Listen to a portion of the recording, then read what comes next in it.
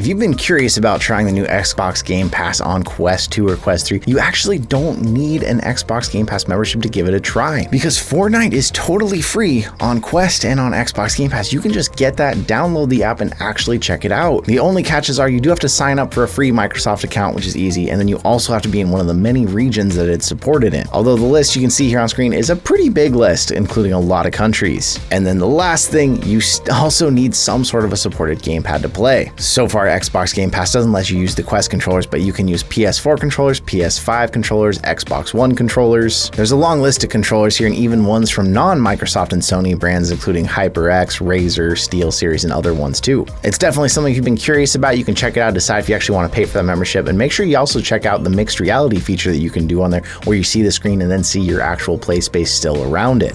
If you just got a Quest for Christmas, or you recently got yourself one and you're looking for some games to play, remember that there is tons of free games to check out. We've covered lists with hundreds of games now, tested, verified. Remember that some of them over time don't stay free, so some of the older lists will be a bit outdated, but our 200 plus free games list is still pretty current, up to date, so make sure you check out that video. I'll leave a link at the end of this video to help you get some extra games to play while you're waiting to either save up some more money after Christmas, or just waiting for that credit to roll over from the referral program if you've been doing that and racking up a bunch of referral credits. I know I have like $600 of referral credits to redeem as soon as January 1st hits, so we'll have to start giving away games on the channel again. In case I said referral and I lost you, I'll leave a link at the end of the video to that video. It tells you what the referral program is and how you can make money off of it too.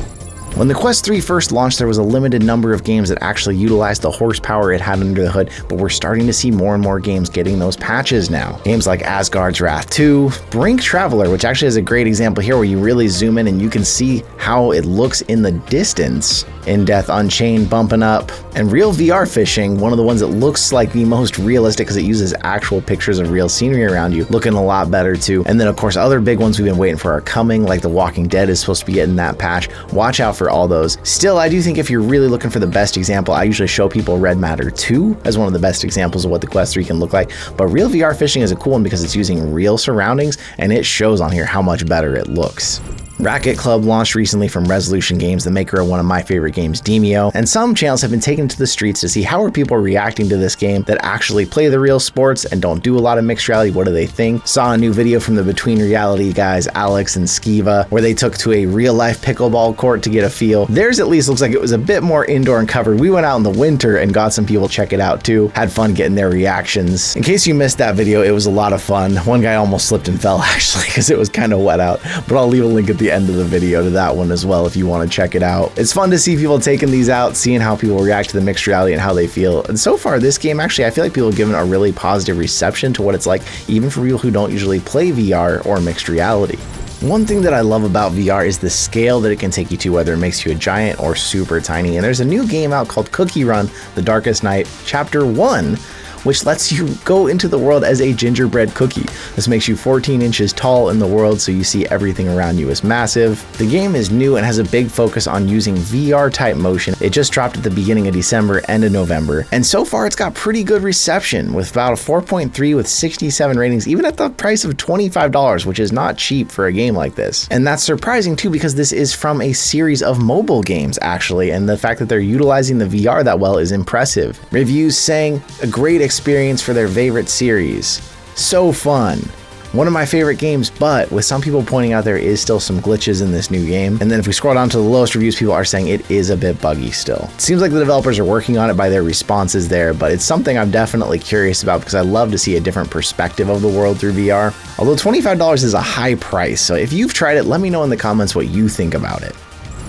Sad news this week when an OG PSVR development studio announced that they are shutting down. Developer of Firewall Ultra and original Firewall 0 Hour back on originally PSVR, First Contact Entertainment has announced that they are shutting their doors. This is not a terrible surprise, especially with PSVR 2 sales being low. Any game that's coming out exclusive to it is going to have a hard time getting a grip on the market. But on top of that, when Firewall Ultra came out, people said that the controls were not great, that it was not a super polished game, and especially after original Firewall was such a success, mostly because it was the only multiplayer tactical shooter, and it used the aim controller, which was phenomenal with it, and anyone who had an aim controller needed to have this game.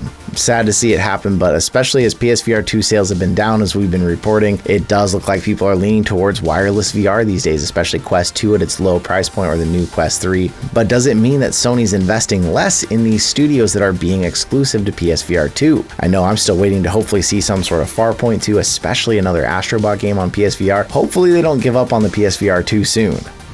At least we know PSVR 2 and No Man's Sky is still a great combo. They've got another update out now improving the foveated rendering. We tested this when they first dropped the foveated rendering and we told you how it looked good, but you could kind of see when you moved your eyes quickly, it took it a second to catch up and bring those graphics up for you. Now with this new update, they fixed some graphical anomalies that the game originally had, and saying now basically No Man's Sky looks even better than it did before, which is pretty surprising because No Man's Sky on PSVR 2 looked as good, if not better, than when I played it on a gaming PC. It's great to see some things on PSVR 2 potentially still thriving, but what do you think out there? Are you in any temptation to get a PSVR 2? Do you have one and you're excited about it, or is it sitting collecting dust like mine was until Resident Evil 4 came out? If you haven't played that, it's great. But let me know how you're feeling out there in the VR space. Once again, thank you so much for being here with me. I let you know in the last news video, but we're on vacation, so this is coming out probably while we're gone. We'll be back at it next week again in case we miss some uploads. But we got lots of big things coming CES next month, so thank you again, all of you, and I will see you in another reality.